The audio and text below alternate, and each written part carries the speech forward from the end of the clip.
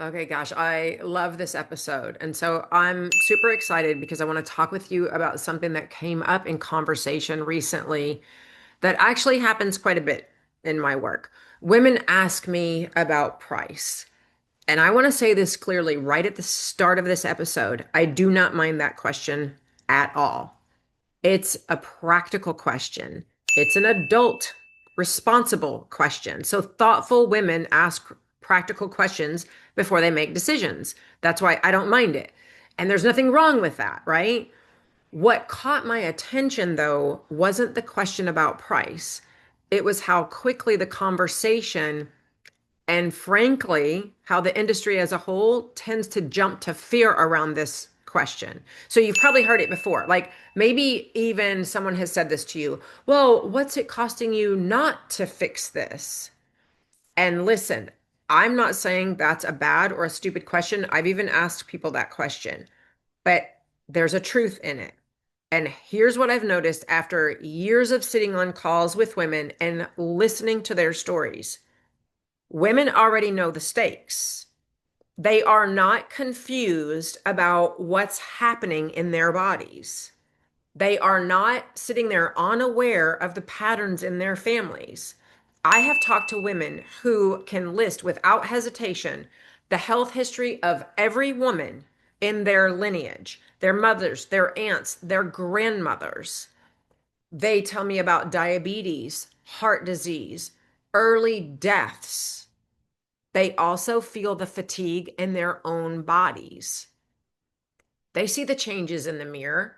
They live inside the consequences of this shit every single day. So if fear alone created change, most of the women I talk to would already be living totally different lives in completely different bodies. And that observation is important because it tells us something crucial. Awareness is not the missing ingredient. The real moment, the moment that actually decides whether change is going to happen, is something much quieter. It's the split second when a decision starts to feel real and something inside you hesitates. There is a real reason the industry leads so hard on fear because fear is loud, it's dramatic, it grabs and demands attention, and it seemingly creates urgency. Like, and urgency can feel like momentum, but urgency is not the same thing as smart decision making. And so, yes, fear amplifies emotion, but it does not teach a person how to decide. And when we decide that women just need to be scared enough to act, we miss the deeper psychological process that's actually happening. Because when a woman hesitates in the face of something that she knows matters, it's not because she's ignorant. It's not because she doesn't care. It's not because she's lazy or weak either. It's because deciding changes something about who she is. And that's a much more interesting and honest conversation to have. Okay, I want you to picture something like very specific, a moment, right? You're looking at an opportunity, let's say, to change something about your life. It could be with your health, but it also could be a moment you could change something about your work, a relationship, a boundary that you've been needing to set for years, maybe. And for a second, it feels possible. You can almost see that version of your life like on the other side of that decision, right? And then just as quickly, like this wave of internal noise shows up. Maybe it's as questions like, what if this doesn't work? What if I fail again? What if I'm unhappy and alone? What if I spend money and nothing changes? What will other people think of me? What does this say about me? That moment right there, that is what I call the hinge. It's the psychological hinge between knowing and doing.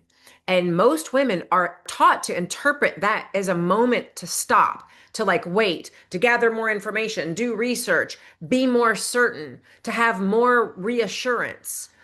Don't make rash decisions. Be smart about your decisions. That's what they teach us, right? That's what we've heard growing up and throughout our adulthood. But hesitation is not a stop sign. It is the information. It tells you that you're standing on the edge of like something that actually matters. But your brain is trying to protect balance and comfort. It likes predictability. It likes the familiar, even when the familiar isn't working for shit for you.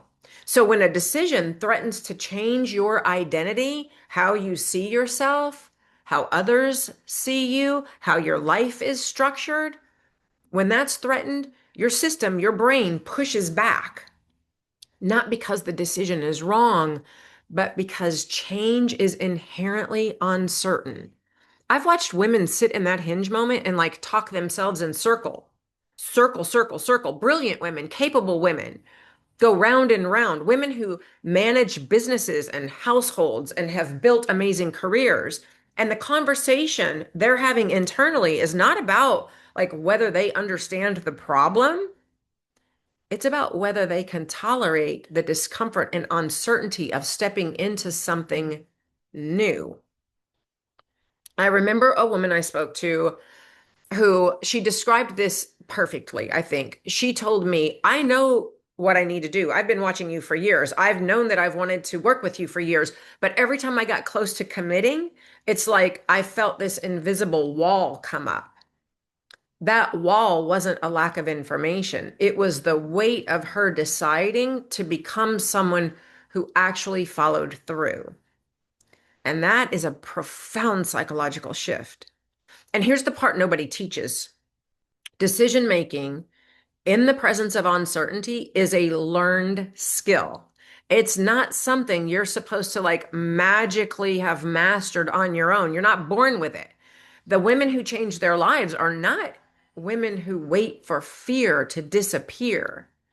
They're women who learn to recognize fear without handing it the steering wheel to their life.